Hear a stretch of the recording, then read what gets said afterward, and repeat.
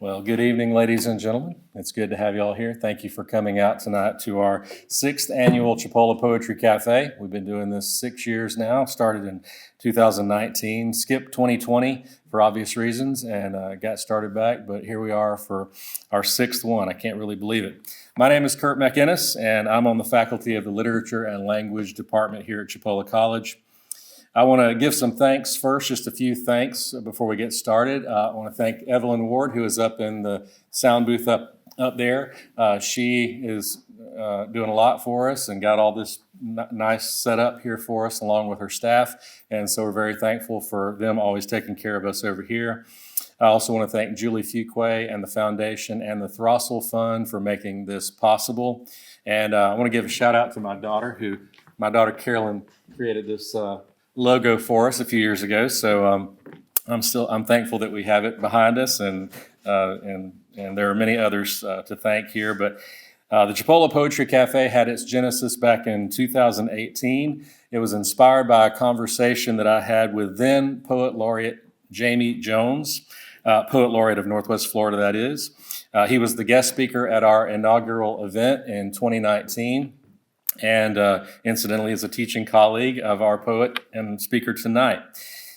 This annual event, held in April, which is National Poetry Month, is an effort to promote the appreciation of poetry in our community.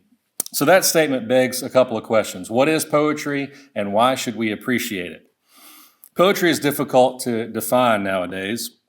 In the past, you could say that poetry contained rhyme, rhythm, figurative language, usually in a compact format, or at least more compact than its analogous prose literature. Since then, though, poetry has become more experimental in some cases, and sometimes it's absent of traditional rhyme and meter. Many have attempted to define poetry. I just looked up a few people that were defining poetry, and Robert Frost said, "Poetry is when an emotion has found its thought and the thought has found words." It's pretty good. Rita Dove said that poetry is language at its most distilled and most powerful. That's good too, isn't it? William Wordsworth famously said that all good poetry is the spontaneous overflow of powerful feelings. My students should know that, especially in English Lit too. Yep. And Carl Sandburg said that poetry is the synthesis of hyacinths and biscuits. I'm still thinking about that one, but I really like that. I don't know what it means exactly, but the list could go on, and does, with people trying to define poetry. I'm not going to try to do better than those, but I would say that the very best poetry wraps lofty thoughts and deep emotions into beautiful, compact packages. So that answers the second question: why should we appreciate poetry? All people have profound thoughts. All people have emotions. And all people can appreciate beauty. We'll hear a lot of that tonight, and it will be good for us. So a word on listening to poetry. I always do this before we start because I think it's required. Because poetry is by its nature both compact and expansive, all in one package, it would be very easy to get distracted and miss. Come on up here, Charlotte. You're one of our poets tonight. Get distracted and miss the importance of what is being communicated. So let's be countercultural tonight in this distracted age we live in. Please silence and put away your cell phones and other distracting elements. And let's do this. Let's figuratively sit on the edges of our seats. And let's lean in a little bit while the poetry is being read. Eyes wide open, unblinking. And maybe we will hear something truly worth hearing tonight. Our speaker tonight is Sarah Janine Smith. Here she is. By way of biography, she was born in Central Florida and grew up in the Florida Panhandle, and actually attended Chipola College a long time ago. Well, not that long. I shouldn't say that, should I? That was kind of mean. She is an associate professor of English at Pensacola State College and the mother of 2 daughters. Her poems have appeared in South Florida Poetry Journal, Gyroscope Review, Barely South Review, Pigeonholes, Roanoke Review, The Sterling Spoon, Psaltery and Lyre, and Hurricane Review. Her chapbook entitled Queen and Stranger was published by Uspoco Books. Okay. Us Poco books in 2019. And if you're interested in buying one of her poetry books, there are some set up on the table out here. The one that I just named, Queen and Stranger, and also her another one is there too. And there's an easy way to purchase that. So the order for our event tonight is that Sarah is going to get up and talk to us. So this is the lecture part of the evening, but it's not going to be boring like a lecture might be sometimes. It'll be interesting because she's going to share with us about her life, her poetic process, and probably along the way some of her poetry too. After that, we will have a time of poets from this area and other places nearby getting up and reading their poems. And then after that, we'll have a little Q&A session in which if you think of a question throughout the evening, you can ask Sarah about anything, regarding poetry or whatever. So we'll have that right at the end. So with that said, let's all welcome Sarah Janine Smith tonight.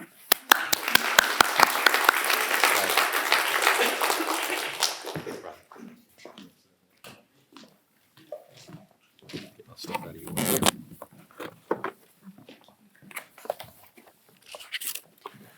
Well, thank you so much for that warm introduction. And I have to say, I love being back in this town. I love this town. I'm so happy I got to drive into it while it was still light outside. I was going down, I guess it was Jefferson Street, and I'm like, yeah, I remember this. It was the late 90s when I attended what was then Chipola Junior College.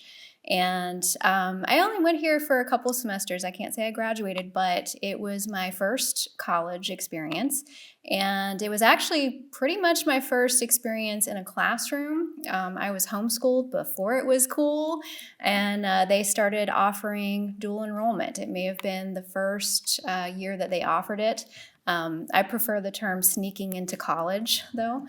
And I was terrified. I was terrified to be a new college student. But one of the first courses I took here was English Composition 1, and I took it with a professor named Miss Roberta Grantham, and she was amazing, and she guided me to become the person I am today. I thought I was going to be a biology major, and I went along that track for a while, but then I switched to English.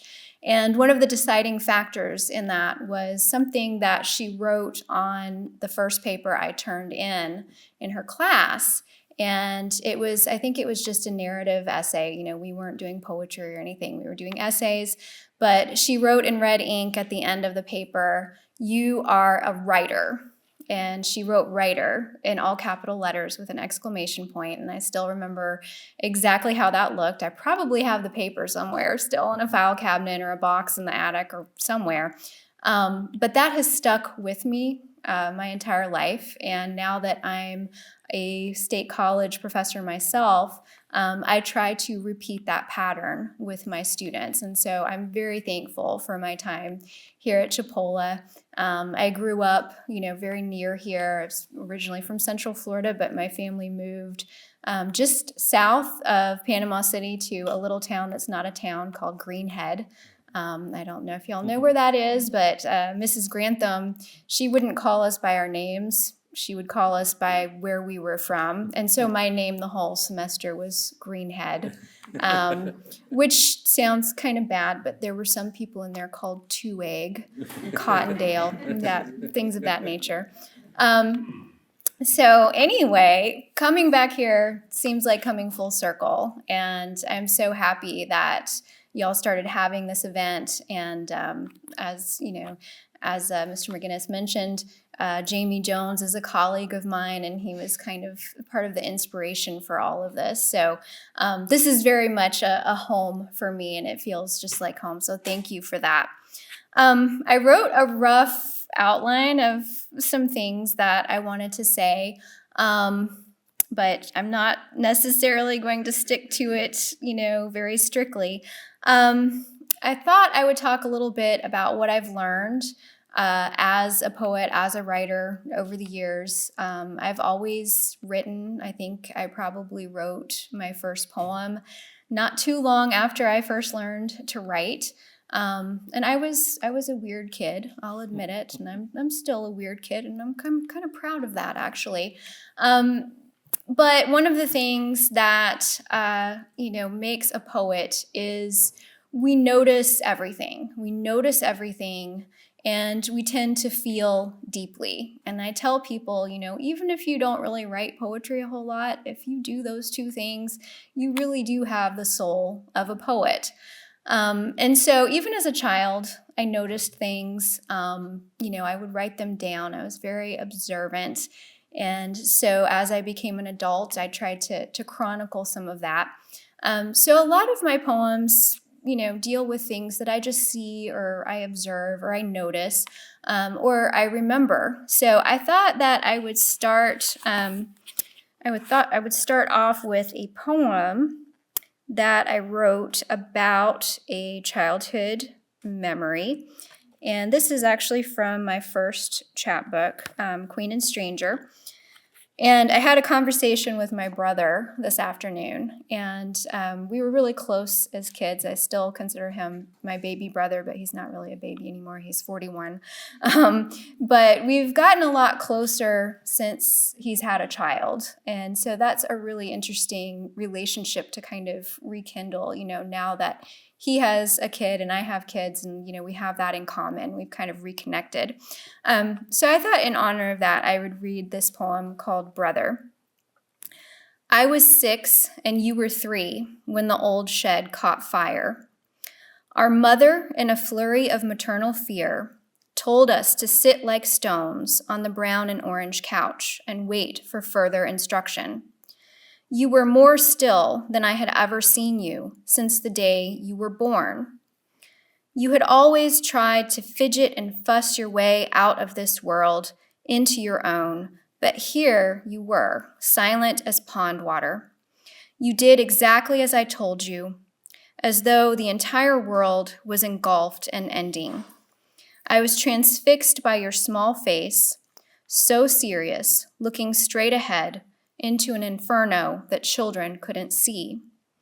For a moment, we were Gretel and Hansel in a dark wood, searching for breadcrumbs, straining to hear the shouts of parents and neighbors, any distant yell that meant they weren't dead yet. Our mother would laugh years later about the hose my father told her to fetch, which had already burnt in half, but no one was laughing until the fire was out.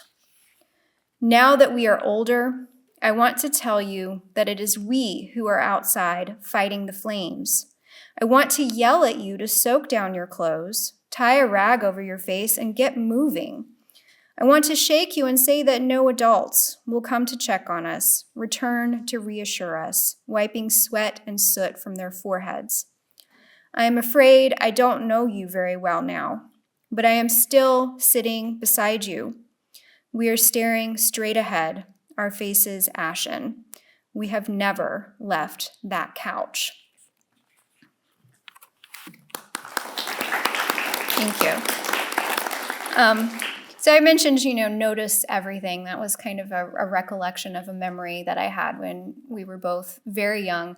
But as my father would tell you if he was here, he remembers things a little bit differently. But we know that a child's perspective has, I think, a purity about it sometimes that, as we get grown up, we get a little bit more jaded. So I think part of my poetic process is, trying to comb back through some of those memories, right, and some of those observations and see what I can do to represent them in a new way, right?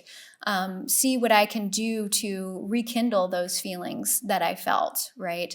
Powerful emotions recollected in tranquility, I think is how Wordsworth describes poetry, right? So we have these powerful feelings, but then we have time to kind of ruminate and think about those feelings and put them to paper. And maybe they're not 100% accurate to reality, but poetry is a reality of its own. It's a representation of our experience that both adds to that experience and lets us kind of have some distance from it at the same time.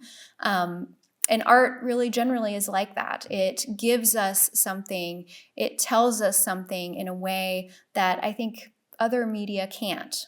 We can reach people through art that we can't reach in other ways, because poetry is essentially mysterious. It requires something of us, and sometimes that's a little bit scary, but what it requires of us is immensely valuable because it requires us to bring ourselves to the context of reading the poem. It allows us to bring to the table our experiences and our feelings and our thoughts. And that's just an amazing thing. And I think it's a very much needed thing, especially in this day and age where everything is mediated through a screen, where everything is powered by artificial intelligence. Everything is a reel on TikTok. I'm not saying all of those things are bad, but I do think that people are hungry for authentic human experiences. And poetry and other art forms have that, right? They give us the real and the raw. And that kind of leads me to my next point. Be real and be raw in your poetry. It's scary. I think when I first began writing poetry, I had this idea in my mind that a poem was supposed to be a certain way, right? It had to have a certain sound, or it had to rhyme. It had to look like a poem that, I would think a real poet would write. I had to get away from that mindset. I had to be honest with myself, and I had to sometimes allow myself to write things that were honest, and that was scary. And this has been a journey for me. I wrote poetry as a little kid, and eventually I became an English major. I got my undergrad degree at Florida State University, and I was originally a creative writing track at Florida State, and then I switched over to literature, mainly because I liked my literature classes better, but I kind of regret not having pursued that creative writing aspect. So the reason I'm here is because I wanted to be a writer. I wanted to write. But what ended up happening is I got my graduate degree from University of West Florida. I had to get a job. I went through many jobs before I got the one I have currently. I had a couple of kids, and life just gets in the way of art sometimes. It gets in the way of art. We're so busy all the time. We forget to pause. We forget to devote ourselves to the very things that make us who we are. And so after I got the job I have now at Pensacola State College, I started kind of rediscovering that part of myself that got me there in the first place. And part of that was because I had these wonderful students that inspired me, and I have some wonderful colleagues, and we spur each other along. We do the April Poetry Challenge every April. April is National Poetry Month, and so we try to write a poem a day for 30 days. We don't always make it, but right now the faculty hallway is kind of wallpapered with the poems that we have so far. And so what I discovered was, hey, why am I not doing the thing that got me here? I'm an English teacher and I wanted to write. So why don't I write? So I started writing again. And so this is a poem that I wrote many years ago. I'm not sure how old it is exactly, but it's a poem that I wrote when I got involved with our creative writing club at Pensacola State College. And I was so inspired by the students who were part of that. I was like, all right, I'm going to write with them. I'm going to do everything they do. And so I did. And this was a poem that came out of that experience, and it's called Composition. What if you could summon forth a gumption from that segment of yourself that no one sees? What if you could muster that inner army necessary to tackle all things full tilt? What if you could write yourself into being the person required for the moment? And what if each note was as deliberate as a song composing itself, gathering to a crescendo, like ants escaping a flood, climbing and clinging into a breathing, seething monument to urgency? And what if fragments forced to coalesce only scatter later? Ants retreating as the water recedes, or spent dogwood blossoms crumbling into shards of light? And what if you compose yourself only to fall apart, as though instead of a fortress, you are really its gate flung wide open.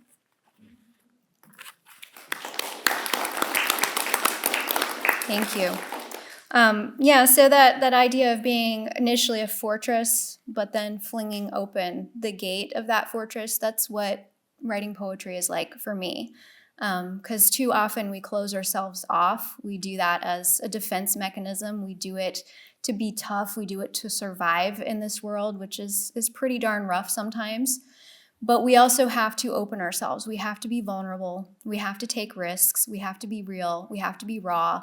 And so I really like that poem because it's kind of a benchmark in my journey toward doing that.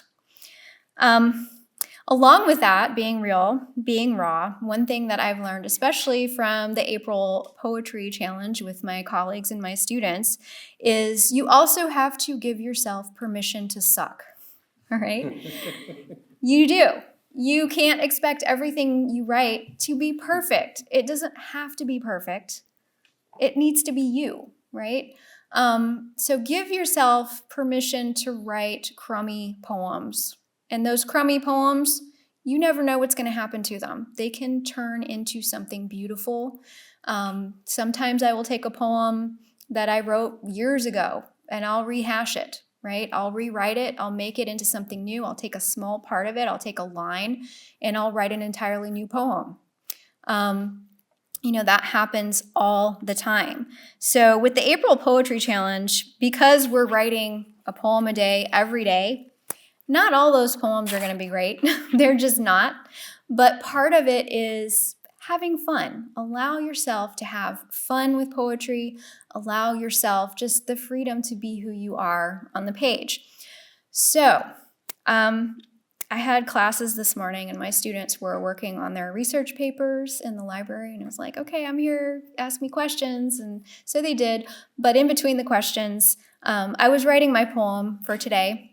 So I'm going to go ahead and read it to you. I'm going to be brave. I just wrote this poem, and it's called, this is in response to, by the way, if you do the April Poetry Challenge, there are a ton of poets on Instagram and social media that will give you daily prompts. You can go to NaPoWriMo for National Poetry Writing Month, napowrimo.net, and they will give you a daily prompt as well. I like prompts. Sometimes I use them, sometimes I don't. So whatever prompt I looked at today had to do with hyphens for some reason. So this one's called, If I Had a Handful of Hyphens. I'd combine everything I am into links I can't lie about, a strung-together centipede. I am a makeshift, shapeshifter, misplaced modifier, professional procrastinator, extroverted introvert. I am sun-kissed and pint-sized. I am mud-caked and multiversed. I am an easy-bake train wreck. I am a Southern-style home brew. I am high-stakes and willy-nilly. I am a long-haul know-it-all, cage-free and low-key. I am razor-sharp and love-stricken. I am lo-fi DIY. I am a self-driving, Gen X, cold-pressed, hot mess mom on the go. I am coffee-fueled and middle-aged, but never, ever half-hearted.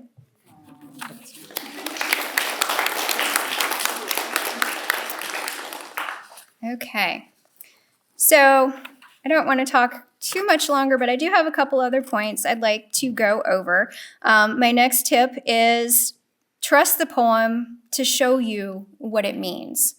Sometimes I'll sit down to write a poem and I think it's about one thing, and it ends up being about something totally different, and that's okay. One of the great miraculous things about poetry is if you're writing a poem, the poem eventually will tell you where to go with it. At least that's been my experience. And so you just have to trust the process. You have to kind of let go of having to control everything, of having to fulfill your initial intentions. Because if you're writing and if you're in the zone, the poem will tell you what it needs to be. It really will. And it's so beautiful when that happens because it means, all right, I have to let go, right? I can't control everything, but what I am creating has a mind of its own. And so I'm just going to let it. So I'm going to read a poem that was published in a journal a few months ago. I think this one was in South Florida Poetry Journal, which is a great journal. I really love it. But I had this idea in my head.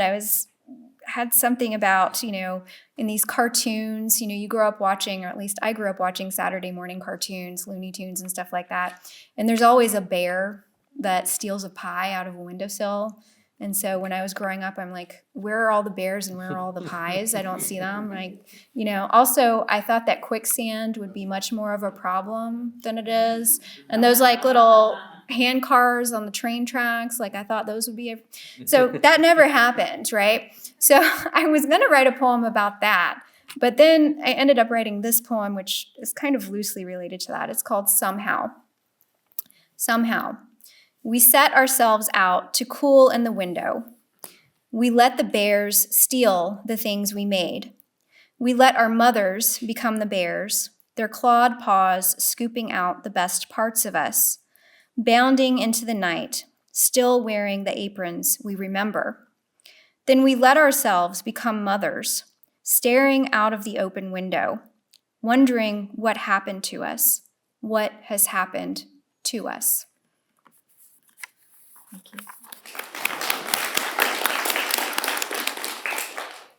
Okay. All right. I just have a couple more for you guys. My next tip, trust the poem to show you what it means. The other trust that I've had to cultivate is trust that your audience will find you and be open to that experience. Poetry is a rough gig, you guys. I spend money on poetry. I don't really make a whole lot of money on poetry. That's why I have a day job. If only I could just write poems for a living, but it really doesn't work that way for most folks. It gets frustrating sometimes if you're trying to get your work out there. I use Submittable, I send my poems out that way, but I get far, far more rejections than I do acceptances. And sometimes poems are accepted that I didn't think were really all that good. I thought, this is a throwaway poem. It'll never get published. And that's the one that ends up getting published. But you can't get too hung up on audience, because the most important audience for your poem is yourself. I'm serious about that. Gertrude Stein said that. She said, I write for two people. I write for myself and I write for strangers. And so I tend to agree with that. Write for yourself first. Poetry is a type of therapy for me. It's a way to get myself connected with myself, with other people, with the world, with God, with the universe. And so I would write, I think, even if nobody else ever read my poems, and you kind of have to go into it that way. Write for yourself. But also trust that if the right person needs to read your poem, they will find a way to do that. So the last reading I did, or one of the last readings I did, was up in Birmingham, Alabama. And my friend and editor, who is responsible for both of my books, his name is Chris Pappas. He had organized this after he moved to Birmingham. And he was initially had this big plan to get all these people at the reading, and that just didn't pan out. So we ended up having only about 5 people come to the reading, which in a lot of circles that might sound a little bit sad, but I have to say that those 5 people were exactly the 5 people who needed to be there. And it was one of my favorite poetry nights that I've ever had. There was a woman there. I don't know her last name. Everyone was calling her Dr. Jenny. So I was reading a poem from my second chapbook, Aftermath, and I look up, and Dr. Jenny is in tears, and I'm like, oh my goodness, like what did I do to this person I don't even know? So I stopped the reading. I put down the book, and I went over and I gave her a big hug, and she said, I know that I was supposed to be here tonight to hear that poem. So in honor of Dr. Jenny, as I will always know her, I'm going to read a poem really quickly called When a Heart is Compelled. When a heart is compelled to leave itself in wild places, to earn its lonesome, it wanders from its warm cottage into a forest silent with snow. as if to explain a persistent chill, to justify an inner tremor. It tosses trinkets to the wind, casts relics to birds. Frost forms a brittle envelope around letters once enclosed in cedar vaults. The things formerly saved first in case of fire are now offerings to the god of loss, whose altar is ice. He calls us out of our cottages when the only warmth we have left is from our own shaking. Thank you. And incidentally, at that reading, there was also a young woman named Adalina, and she was a college student at UAB up there. And we met Adalina at the pizza place that we decided to go to before the reading, and she just happened to be the server there. And, my friend and I started talking to her, and we said, oh yeah, we're going to do this poetry reading. You should come check it out. It's just a couple blocks away. Come on over after your shift if you can. And she said, really? You're doing a poetry reading? Like, you guys are poets? Like, really? Like, you're real poets? We're like, yeah, we're real poets. We write poetry. If you write poetry, you're a poet. And she says, well, sometimes I write poems. And she brings out this journal, and she had it at work, right, at the pizza place. And she had all these poems in her journal. And she says, I don't really show these to anybody. And we said, well, you need to come out and read your poems tonight. Come out. Oh, I could never do that. I could never do that. I'm so shy. I'm so scared. But guess what? She showed up after her shift, and she read 3 or 4 of her poems, and they were really, really good. And that's why I do what I do. That's why poetry is so powerful. So there may have been only 5 guests at that reading, but 2 of those guests really needed to be there. They were the right people at the right time. And this chapbook, by the way, it kind of relates to my point about being real and being raw. This came out of a very difficult time in my life. I wrote most of these poems in 2020.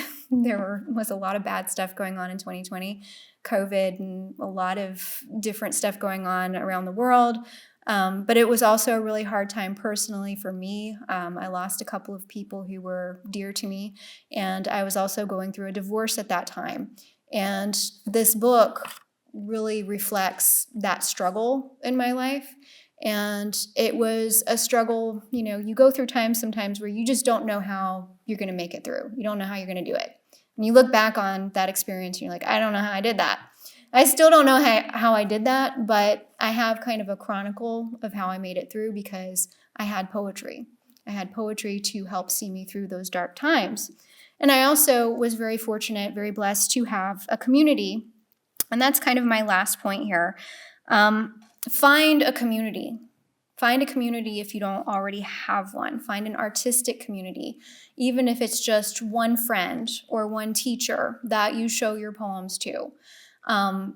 I've gotten involved recently in Pensacola with the open mic scene. So we have several different open mics that go on around the city. We have, very specifically poetry open mics, but then we also have open mics that are open to anything.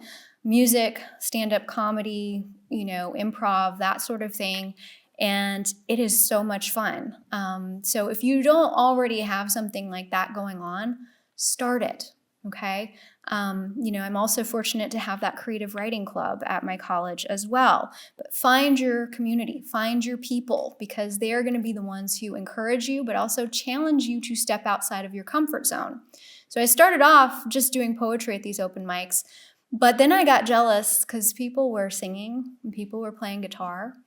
And I grew up around music. My dad's a musician, and I love music. But if you had asked me 5 or 10 years ago, would I be singing in public? I would have said, no, have you lost your mind? There is no way I would ever be caught dead singing in public. But guess what? I sing in public now. I write songs, right? So my artistic abilities have expanded due to that involvement in that open mic community. Collaborate across genres. I'm fortunate also to have a lot of friends who are visual artists, and so sometimes we collaborate that way. Somebody will do photography or they'll do painting, and I'll do a poem to go along with that. But find your community, find your people. So the last poem that I'm going to share with you tonight is a poem that I wrote with my friend Chris. And he is my editor. He is responsible for publishing my books, but I call him my poetry brother because that's really what our relationship is like. He's really weird and kind of a pain in the butt and annoying sometimes, but we love each other and we can always talk about poetry, right? That is our language. That is, what we do. So find a poetry buddy and consider collaborating with them. We wrote this poem together a few months ago, and what we would do is we alternated stanzas, and there's a lot of ways that you can do this. You can write a poem with another person, and you can alternate lines or stanzas. You can write what's called an exquisite corpse, where you pass a sheet of paper around the room and everybody writes a line of the poem, and you end up with something really wonky and really weird, but sometimes it's stunning what can come out of this. So this is called Making Room for Nightfall. Today, around dusk, this fog rolled in over the bay in a way it hardly ever does. Then it was gone. The visibility was perfect for the last few minutes before it got dark. But for a few minutes, the air was suffused with a glittering mist that stretched its fingers toward the bluffs, over the highway, then pulled away to rejoin the sea. The moon's edge appeared over the water like a compass. Its light revealed nothing but its own features, face to face, with nothing between us until it receded in the distance of rising.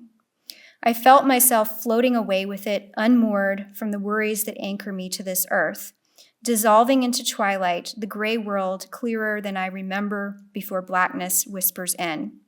My sight returns to the body, and I watch the silhouettes of people still fishing from the bank, rummaging blindly through the faint light reflected back and getting caught on the hooks meant to catch what's next.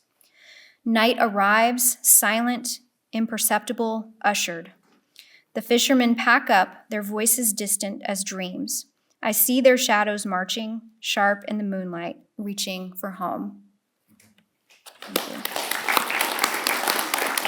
So I can't really remember which parts I wrote and which parts Chris wrote, and I like that. I like that forgetting. So find your community, find your tribe, and remember that art is a form of hope. It's really easy to look around the world and get discouraged, by everything that's going on. It's really easy to get just kind of caught up in your own life and your own struggles and, just the daily grind. But make time for art, because every time we create something beautiful, something that, we can use to empathize with another person, that's a form of hope, and it's what sustains us, and it's what makes us human. So I'm so happy to see all of you here. This is a really good crowd for poetry, by the way. This is really impressive. So keep doing what you're doing. Keep showing up for art, keep making art. And keep being a person. Thank you all so much. I really appreciate it.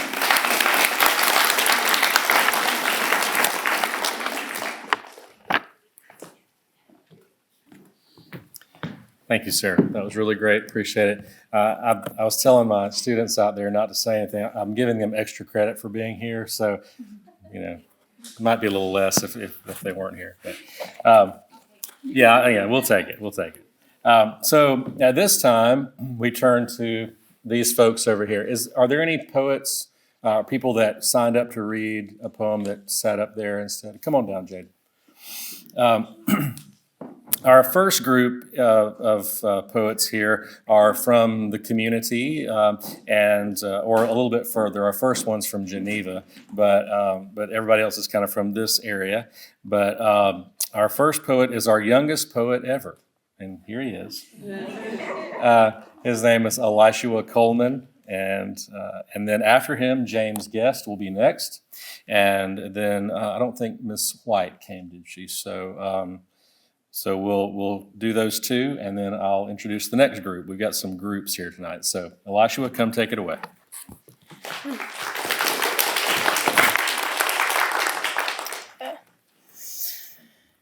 Hello. Oh, hello. My name is Elishua. I'm in fifth grade and I attend Mulkey Elementary School in Geneva, Alabama. We had a poetry unit this year, and I wrote around 8 poems I picked out my favorite one to share with you tonight. It's titled "The Gift." It's a villanelle poem. If you didn't know, the rhyme scheme of a villanelle poem is ABA for the first 5 stanzas, 3-line stanzas, and then ABAA on the 6th stanza. The Gift by Elishua Coleman. It's a gift, the present. Don't worry about tomorrow, even though yesterday was unpleasant. It's a gift, the present. Don't worry about an hour ago. I hope tomorrow won't be unpleasant. It's a gift, the present. Don't worry about 2 years from now, even though last year was unpleasant. It's a gift, the present. Don't worry about the past, it may have been unpleasant. It's a gift, the present. Don't worry about the future, sometimes it will be unpleasant. It's a gift, the present. You should worry about right now and make sure it is pleasant. After all, it's a gift called the present.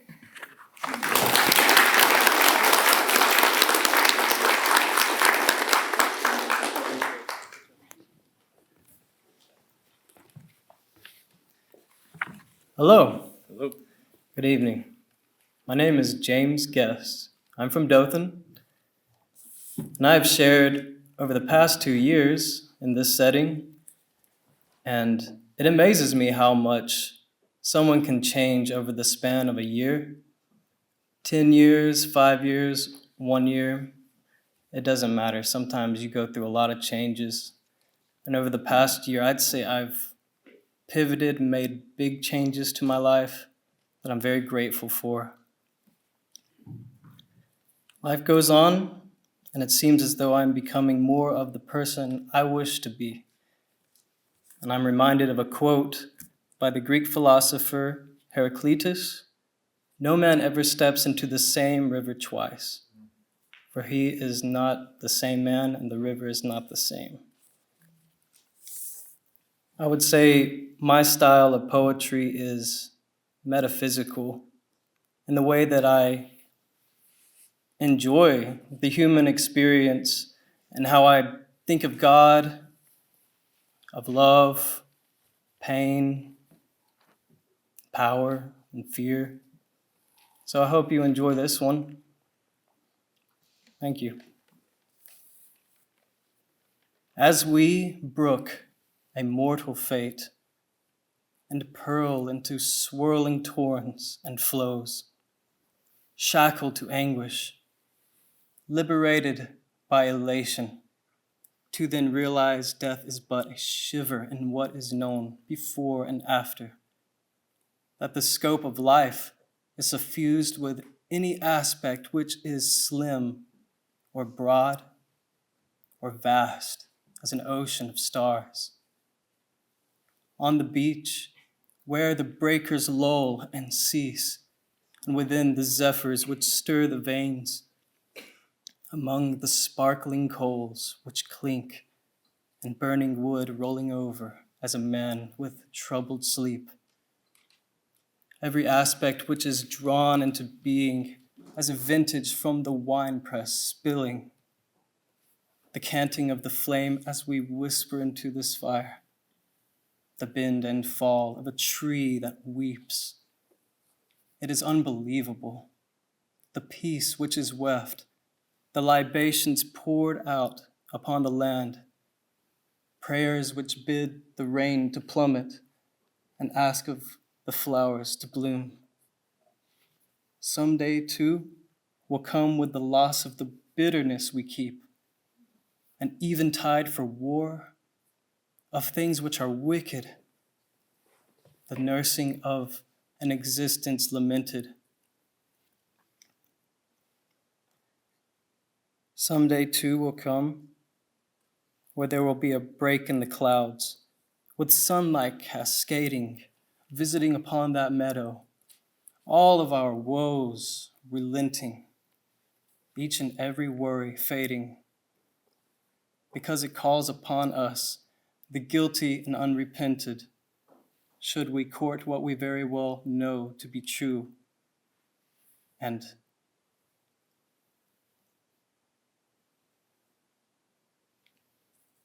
extend our fingers to then meet with the one who will make us want for nothing. And you and I will follow the others who throng, all those many privileged, through sacred halls, into that place bestowed with compassion of an extent unimagined.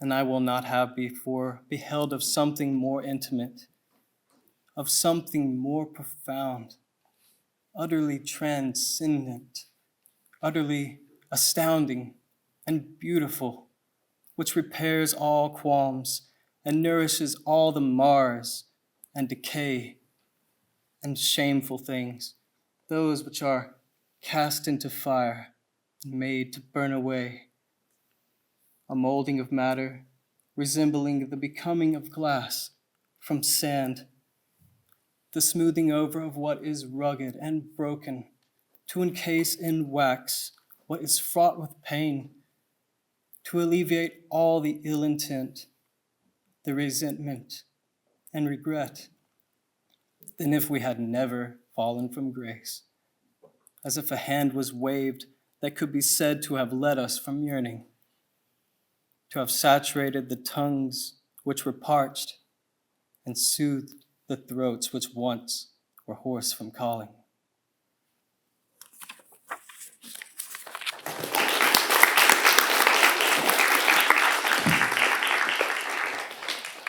Thank you, gentlemen. Our next group really is just one. No, two. Okay, Ariana and Charlotte.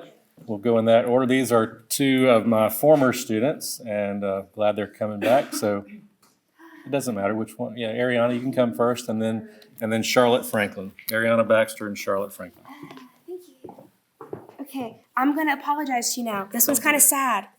Just a heads up. It's kind of about my own childhood. Was not great. Some people probably have had similar experiences. But it's called The House I Grew Up In. The walls were not walls, but whispers wrapped in warning. The air, thick with unspoken things, pressed heavy against my chest until even silence had teeth. I learned to walk without sound, to flinch before the hand was raised, to read the storm in their eyes before the thunder ever came. Love was a word I never trusted, a door that slammed instead of opened, a lullaby laced with teeth, soft until it wasn't. I grew up inside a war no one could see but me, a child with battle scars that didn't bleed but buried. And yet, somewhere beneath the wreckage, a seed pressed through the cracks, small, defiant, still reaching for the sun. I am not what was done to me. I am the roots that held on. I am the bloom that rose anyway.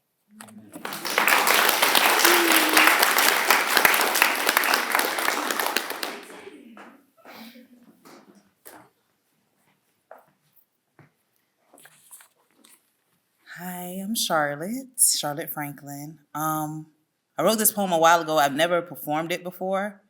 I remember a teacher asked us in class to, you guys know Annabelle Lee by Edgar Allan Poe? And that was always like my favorite poem. And so she asked us to create like a creative short story. So I had to shorten the short story. So hopefully I won't be too long with it. And I decided to take this poem and just describe kind of Annabelle Lee reconnecting with Poe after death. And so y'all just follow me with this. I walk out of the abyss where I was confused and sees a man who is puzzled. Floating around him made me sad and joyous, invigorated yet depressed that he still loved me. His appearance wasn't quite different than when I left him. He had an appearance that wasn't, quite different than when I left him. He had dry, stringy brown and gray hair, a mustache, and a long, thin, white shirt with slacks and a vest, his practical signature color of gray accessorized by the raven standing next to him. What appeared to have changed is his lack of youth. At 34, he was pushing 40, for he had aged hard and it disgusted me. He ought to be ashamed that I died for a man who wallows in the dirt and gravel and dirtying my grave with his pity. Knowing my brothers and father who tried to bore us away from each other when we're a little younger. For my burial, they paid a pretty penny. But I can't deny what I see in my eyes, a man who likes to beg. But truthfully, I adored the admiration and appreciated the flowers he arranged to add to my head, stones to core. I mocked him and complained to myself. I began floating around my tomb, contemplating if he can't live with me here, then where could we be free to be, free from my abyss and free from his sadness? As I stand there next to his body to look at a man who cries and wails at the sound of nothing but my touch that still lingers in his mind, that heaven and hell did not deprive from him. I crouch on my knees to a man coddled in a cradle position and lay my hand directly on his head and entered his thoughts and dreams of me, the one and only, the beautiful Annabelle Lee. I created my own alt world in this dream. A beautiful garden with waterfalls and mountains in the middle of a desert. It represented him and me. Life that wasn't handed to neither or we. Life that was vibrant and warm, no burdens especially. Not the air that was chilling and killing old me, the Annabelle Lee. Life where the trees provided us strawberries and blueberries and we fed each other fat on them. He romanticized me with the picnics that was made from berries and deserts and souffles. Oh, how I loved the berries. We danced to the beat of our own drum like we were young again. Beat by beat, our hearts smiled. For our love was unlike any other and was never to be dissevered. An effort that I would be his wife in life once more.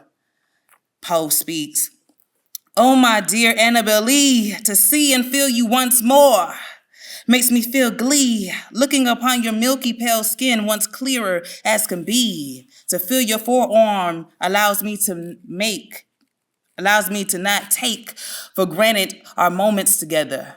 I want to stay still in this moment forever. The deep coffee eyes of you, the deep charcoal hair of you, the deep essence of you, my darling Annabelle Lee. Your elegance, your ego, all things. I got to fall flat on my face for again. It's love, our connection. I am locked and you're the key. As always, old Poe spoke so poetically.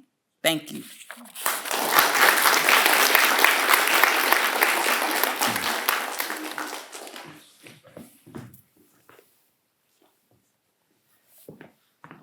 Well, thank you, ladies. Wonderful. This has been good, really good. Yeah. So our next grouping, our next group of students are current students of mine, and one of them is Madeline is in my English 11. I'm sorry, my English Lit class. But the other students here are from my 1102 class, and they have been tasked with either writing a sonnet or a villanelle. So you kind of know what a villanelle is already. Those students are going to share after Madeline. So it'll be Madeline first, and then, y'all remember this order, then Lyric Jenkins, then Sam Keel, then Riley Horton, then Joseph Brown, Caitlin Smith, and Jaden McGee. All right? You can say your names when you come up, and don't forget to adjust the microphone as needed. All right, guys. Madeline?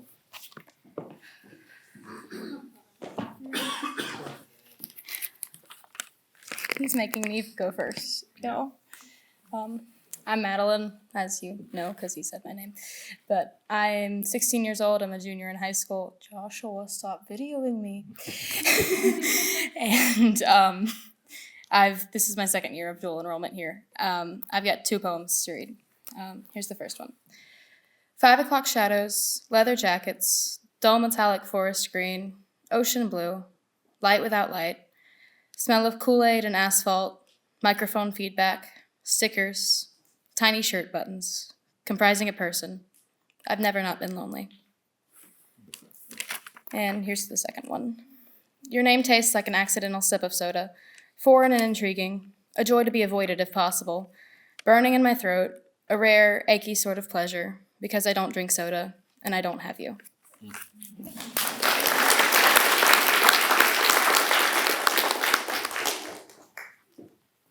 Hello. My my name's Lyric, as he said. Thank you, sorry. I didn't have a speech prepared because I didn't know that we were supposed to have one. But I wrote a poem about my childhood, and it's called A Sprouting Soul. Her palish skin, so thin, baked in the sun, young ribs protruding flesh, ridden and cracked. Her heart flutters in hopes that she's a son, an empty stomach churning, a shrieking Shrek. Childish tales in veils hidden o'er eyes, lies and violence forced upon the young. Youngest sister reckless with her cries, cowering simply with a song unsung. House with yellow, brackish, peeling walls, homemade bread, just crumbs left on the oven. She screams and shouts for someone down the hall, and all her deafening wails a tone uneven. This creature creeps along the fence, a fawn, but her soul sprouts flowers on a dying lawn. Thank you.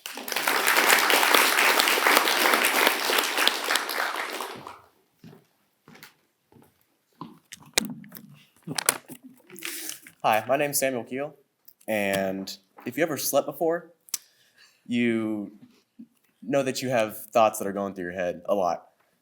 That's kind of what my poem is about. The cloying embrace of the pitch black room, the place I sleep in once felt comfort too, but now my thoughts, evil, my brain brought doom. The thoughts I have at night, good, they are few. Flowing fast from the faucet to the drain, the scalding black water flows with turmoil, and it turns my skin to ash filled with pain. And my skin as black as night turns to soil. There's 1, 2, 3, 4, 5 sides of a dime. There's 1, 2, 3, 4, 5 sides of my mind. No worries, I'll fix me. All in good time. The good side of myself, that's what I'll find. These worries, they're things I'll have to keep. Right now, I'll start the change. It's time for sleep.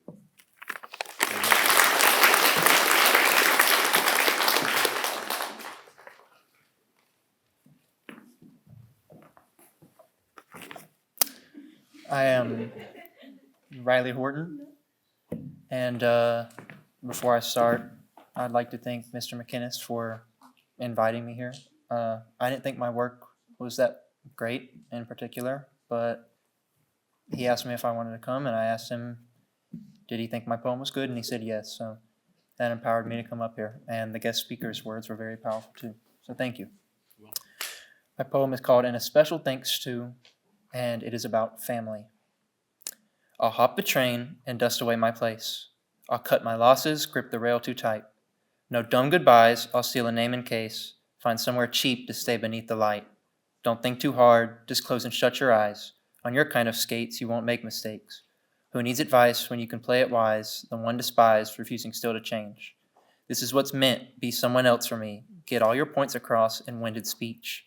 Stop whining now and see what you must see. Rehearse worn old lines, soak us all in bleach. I'll drop my dead weight, but it's going to sting. For you and me, it's going to sting. Thank you.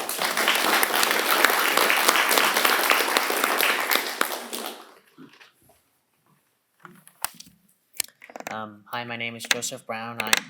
I am 17 years old, still enrolling in his class. And my poem tonight is Bad School Morning. I'll admit, when I chose to present my poem, I honestly didn't think I'd do good till I checked the grade for it, and was actually quite surprised. And the day I read it, he said it was quite fun. And the poem had to make a few tweaks to it to make it fit for the sonnet. And here's the play. Woke up late for school, feeling like a ghoul. The shower felt cold, and my breakfast had mold. Running out the door, fell onto the floor. Now I've missed the bus. I'm going to cuss. Arriving in ragged clothes, with a bloody nose. The teacher said I'm late. Another tardy grade. Knowing that I'll fail, I wish I could bail. Thank you, and the next person may...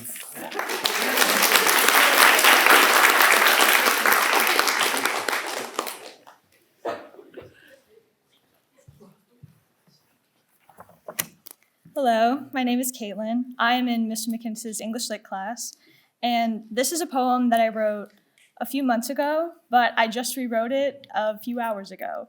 So the best way I can describe it is rambling. It has no rhyme, no rhythm, but I hope you'll enjoy it. Inspiration is a hard thing to come by. When writing, I often find myself just staring at a wall. I use what remains of my past loves, friends, family, and people. But you can only draw so much water from one well. It will eventually run dry. The word you becomes a blanket term for general nostalgia, longing. Perhaps I miss my grandmother, or my friend who passed days before our graduation. Perhaps I miss being loved. It doesn't matter. It never did. To be a good writer, you latch on to a loving feeling, and you keep it in your heart. Express it as best as you can until you no longer feel it. What happens when you do not feel? Perhaps you can create something new, something different. Perhaps nothing happens. Perhaps what you will really do is remember that poetry book you dreamed of writing with your friends, put down your pen, and go back to staring at your wall.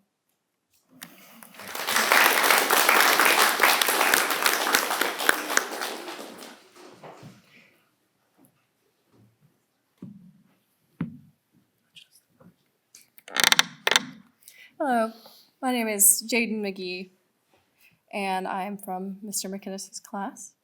I appreciate him for asking me to read my poem up here because I do like a bit of poetry. It's more of a hidden, I like this, and people are going to call me weird for it. But my poem is about something I feel most of us have experienced, especially students who are going to college.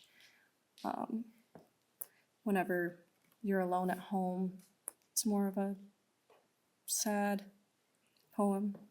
I call it Bedhead.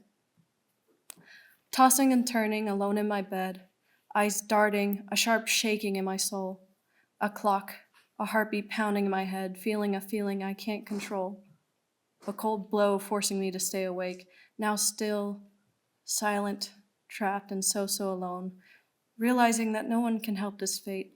Hello? Could there be anyone at home?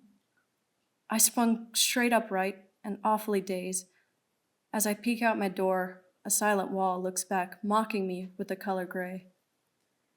More silence. Nobody is in the hall. I crawl to my bed. I start to breathe.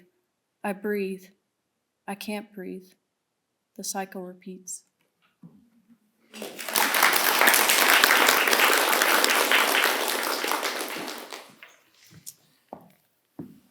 Wow. Let's give another round of applause to all of our poets. We found some poets tonight. Well, I'm going to bring up the rear with a couple of poems that I have written recently. I've been working very slowly on this, what I call a sonnet cycle.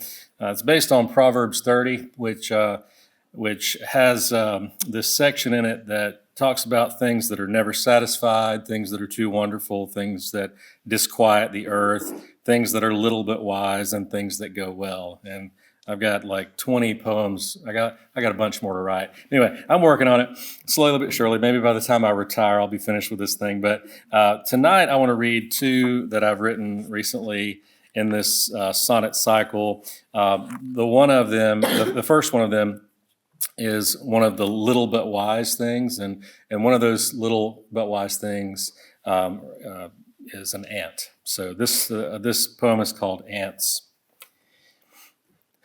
And it's a sonnet. It's blank verse, which means it doesn't rhyme, but it's in iambic pentameter.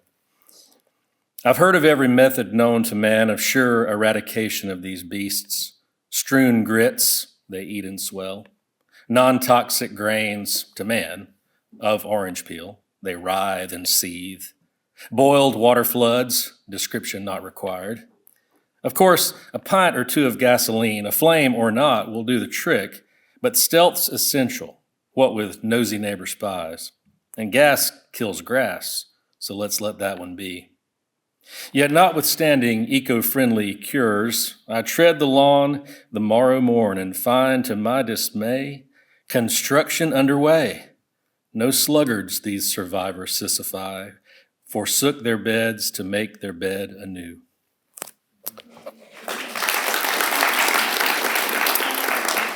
And then the other one I'm going to read is from the section called Earth Disquieted. And the title of this one is A fool when he is filled with meat.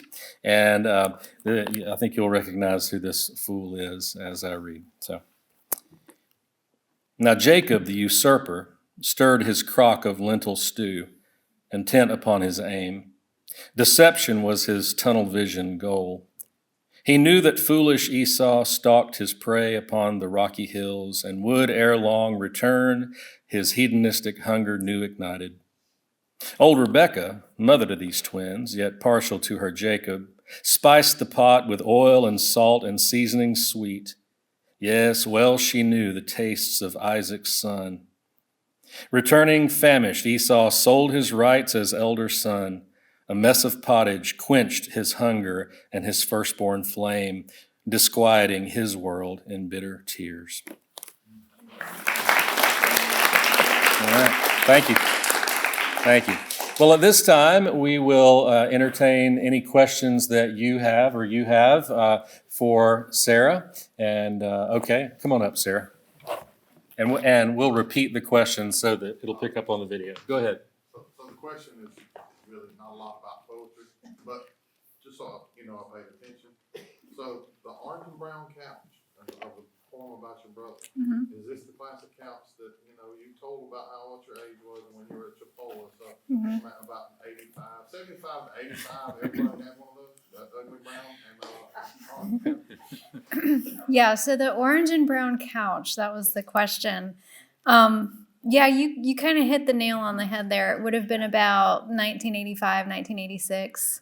Everybody had that same couch, and I remember it vividly. And yeah, and I was here at Chipola in the late 90s, so it would have been about 98, 99 that I was here. So yeah, good job with the math. That's really cool. Great image. Everybody of that age group. I don't know what it was like in the 70s and into the 80s. Everything was orange and brown. Yeah. And Or avocado. avocado. Yeah, actually we had an avocado refrigerator. Probably. It's a lot better than the appliances today. I'll give it that. Other questions? Anybody else? So you said you wrote your first poem when you first started to write. About how long did it take you to publish your first poetry book? Oh, that's a really good question. So the question was, when I wrote my first poem, I wrote it probably shortly after I learned to write in general. So how long did it take me to publish my first poetry book? So as a teenager, it was kind of before the internet was a big thing. And so I had pen pals. I had pen pals all over the world, all over the United States and some international ones. And so it was one of the ways that I kept writing. So I would write and write. I'd write letters to all these friends all over the world. But I had this one friend, and she lived out in California, and I just thought that was the most exotic thing ever. Like, ooh, California, like so glamorous. And not only did she live in California, her parents owned a laser printer, which I was like, whoa, yeah, y'all must be rich or something. I thought that was super fancy. But she published a newsletter. It was a newsletter, kind of a zine sort of thing, and it was called Pen Pals, etc. And so she published this zine, every couple months or so, and it was kind of really interesting. It was almost like a paper version of a lot of what goes on in social media today. It's really interesting how pen pal culture sort of anticipated some of that, but she published some of my first poems when I was about 11 or 12 years old. So that was probably my first publication. And then there were many, many years from that time on. I wrote poems in college. I took poetry classes, but I didn't really publish at that time. I had probably some opportunities to publish, and I was really shy and didn't take advantage of those, unfortunately. But then as an adult, I started doing this April Poetry Challenge with my coworkers and with my students. And I started sending out poems, to different journals and magazines. And I started to get some of them published. And so it was 2019 when my first chapbook came out. So I would have been 39. So somewhere between, so you could say that my first publication was at about 11, but then not again until my late 30s. But Never give up. never give up. Do not ever give up. It's been a journey for me, and I'm really happy that some of my poems have made it out there in the world, and I hope that some people read them and like them or find something in them that they identify with. But I primarily write for myself, and if it happens to get published or if someone happens to say, hey, this should be a book, then great. So I keep at it. I send stuff out usually several times a year. I'll send out, a group of poems to different journals. And I'm working on a manuscript right now. I have it submitted to a contest, and we'll just see what happens. If it gets in, it's in. If not, well, we'll go back to the drawing board and try again. But good question. Can you explain what a chapbook is? Yeah, I probably should have done that. A chapbook is just a small poetry book. It's usually about between 20 and 50 pages. So I have two of those out. And I really like the chapbook format because it's not as intimidating as a full-length book. And also, people are more likely to read it because it's short. It also gives you an opportunity to create a theme for your poems. And one of the things that I've found in putting together chapbooks is sometimes I don't have a theme right off the bat. It's not like, okay, this is going to be a book about this or that. But common threads show up among my poems that sometimes I'm not aware of immediately. And that's how working with another person or having an editor can be helpful, because they will say, hey, you realize you keep showing up, you keep using this theme or you keep using this word over and over again. There's like a theme here. And I'm like, oh my goodness, I guess you're right. So a chapbook, and you can do that yourself. You don't have to wait for someone to publish it. I've done chapbooks, or I've, known students and friends that have had chapbooks that they bind themselves. You can print it out yourself. Sometimes you can sew the binding if you'd like, or you can make it into a zine or a scrapbook. So don't wait for someone else to publish your poetry. Get it out there. Hand out your poems in public. I know people who do that too. I've done that before. You can print your poems out on little cards and pass them out.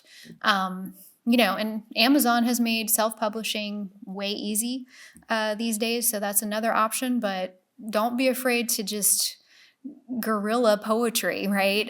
You can do it yourself, and sometimes that's way more exciting than waiting for somebody to notice you, because they have thousands of submissions on their desk, and they just happen to see yours or not see yours. Don't wait for that. Get your poetry out there, get it printed up, find your audience. Can you explain what a zine is? Yeah, so a zine, a zine is kind of what it sounds like. It's kind of like a magazine, but it's a form of, it can be handwritten, hand-drawn, or it can be printed out, it can be electronic. It became really popular as a genre in the 1970s and 80s in conjunction with the punk movement. So a lot of zines are centered on pop culture or political and social activism. You can have a poetry zine, you can have a zine full of artwork, and it's a way to kind of get your work out there, again, without waiting for somebody to publish it. They're generally self-published. You can hand them out, or you can print out a bunch of copies. We have a lot of places in Pensacola that have really become interested in zines lately. We have a wonderful bookstore called Open Books that they send books to people who are incarcerated. And so they kind of have zines in their bookshop. And then we also have a house sort of in the downtown area that was it was going to be demolished, but then they decided that the community was going to come together and raise money because historically it had been a place where punks just kind of crashed and made art. And so now it's a museum, and it's a place that hosts artists in residence and sometimes poets. And so the poets will bring their zines and hand them out, and it's just really cool. You know, you don't have to wait to be an official published poet. You are already a poet, and you get to choose how you get your work out there, whether it's in a zine, whether it's in a chapbook, or just posting your poems on Instagram. I have a lot of friends who do that. You know, they'll post their poems on social media, and they will actually get way more of an audience than they would if they were just waiting for a journal to publish them. So yeah, find wherever your outlet is, you know, find what works for you and use it. Any other? Yes. What would be your advice on keeping that creative flame lit through that rejection? Good question. So the question was, what is my advice with keeping the creative flame lit even in the face of rejection? I think I'm just going to repeat what I said earlier and write primarily for yourself. Rejection still stings a little bit, you know, even after years of submitting stuff. I can't say that I'm completely immune to it or that I'm not ever offended. But I have reached a place where I'm comfortable enough with myself and with my work that if a poem or if a manuscript, a book manuscript is rejected, it doesn't really hurt me that much. I just say, okay, well, I'm going to keep trying. I'm going to keep at it. And a lot of times acceptance comes from, you know, the least likely places, right? Your audience will find you. So don't wait for that. Don't base your self-worth or your creative process on finding a publisher. If you are writing from your heart, that's what matters, right? If you are writing truthfully and honestly and in a way that matters to you, if somebody publishes it, great. If not, you still have this beautiful thing that you created, and nobody can take that from you. It's a really good question. Over here. Hey. Are you like an inspirational poet? Like you got inspired and you write, and then you don't write for months, or you're more like a consistent poem? That's a really good question too. So the question was, do I just write when I'm inspired, or do I just write regularly? I should write every day. I feel like I should write every day, but I'll tell you guys a secret. Even if you don't write every day, you're still a writer. So I will have periods, to answer your question. Sometimes I will have months at a time or weeks at a time where I will write consistently. Sometimes it's just a desert. Sometimes I just don't write for a long time. You know, April is kind of an exception because I have peer pressure. So I would say my advice to you would, if you're like me, if you're not necessarily naturally disciplined, if you tend to procrastinate, find a source of peer pressure to hold you accountable. So some poems, they just come out of me almost in one sitting. And, you know, those are some of my best poems, I would argue. But some poems I put away for a while and I'll come back to them. You know, maybe they're not ready yet, but maybe there's a germ of an idea or a seed there that I can come back to and turn it into something later on. So my answer is no, I do not write consistently every day. Sometimes I do, but sometimes I don't. So yeah, they call it the muse, you know, if the muse strikes you. And I think there's something to that because sometimes, you know, the idea for a poem is just like a lightning bolt. It's like, no, I have to write this right now. Like I have to, or I will explode. And sometimes it's like, oh, I know I should be writing, but I really don't feel like it. You know, that's where the peer pressure can come in handy. That's where using prompts to get you started can be helpful. Taking your inspiration from other poets or, even visual art or songs that you like. There's a really great publication. It's probably one of my favorite poetry magazines called Rattle. And they have, they have a physical journal that you can get, but they also have a really great website. It's just rattle.com.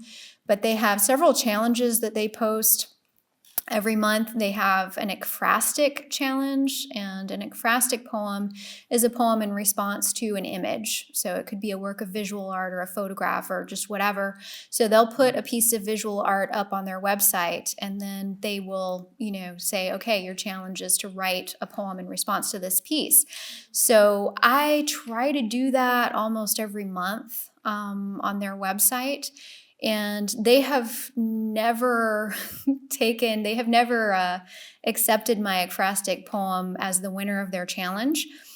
But poems I have written for that challenge have been published elsewhere, which I think is really wild.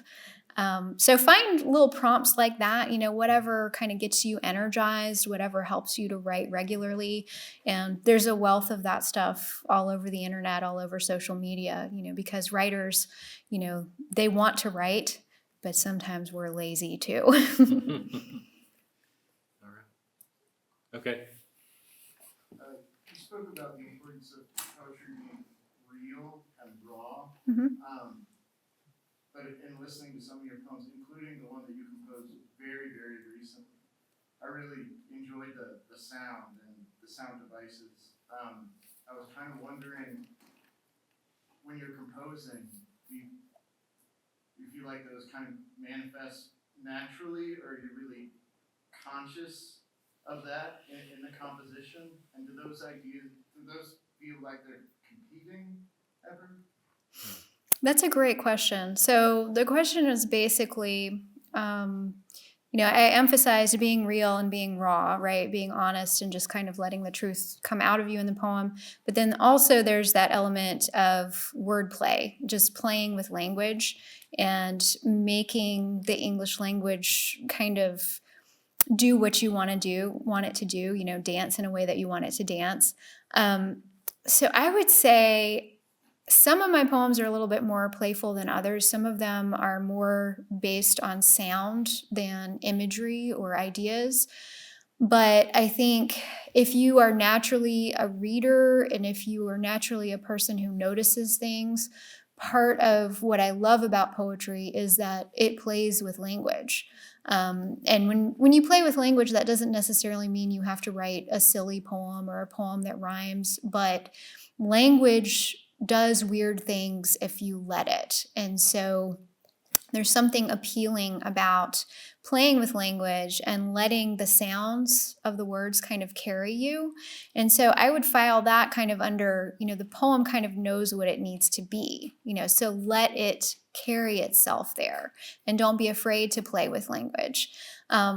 There's always a delicate balance, I think, between form and content. So the form of the poem being the technical aspects. If you're writing in formal verse, I heard a villanelle and I heard a sonnet tonight, and I do sometimes write in formal verse, but it's really hard for me because when you're kind of using a form that, you have to follow, you're kind of making the content or the ideas of the poem conform to the form, which sometimes waters the content down, right? Because you're so concerned about, I have to have this many syllables and I have to have this rhyme and I have to have this meter. But then meanwhile, what you're saying can sometimes turn cheesy. At least that's what happens for me. But if you kind of let go, right? Sometimes form, even if it's just in the form of wordplay and playing with language, it will help you carry that content. And it's a really hard process to describe, but it's kind of magical when that happens, when you're just playing with language and something comes out that you didn't really intend to say, but you're like, I really like what I just said there. Let the poem do that, right? So don't be afraid to let the poem carry you, and don't be afraid to have fun with it. you can always go back and edit your poems. You can always say, oh, that line doesn't belong there, right? I had a whole grouping of lines in that poem I wrote today that I just threw out. They were the first lines I wrote in the poem. I've had editors, when I've submitted work for publication, come back and say, well, we really liked your poem and we really want to publish it, but you do realize it starts 10 lines down from the top, right? I've literally had that email sent to me and I'm like, yeah, I think you're right about that. So, all of our techniques are different. I loved hearing y'all's techniques out here and the diversity of all of those. You guys rock, by the way. I am humbled and honored to be in your presence because your work is just stunning. And I can hear your personalities coming out in it. I can hear different kind of forms and methods that you're using. And that diversity is wonderful, right? So don't be afraid to be playful and let the form kind of show you where to go. Whether it's writing something like a sonnet or a villanelle or just saying, hey, I want to write a poem that has a bunch of hyphens in it for no apparent reason. Well, all right. Well, thank you. Thank you so much. You guys have been great. Well, thank you all for being here tonight. This concludes our program, and I hope you'll come back next year. Good night.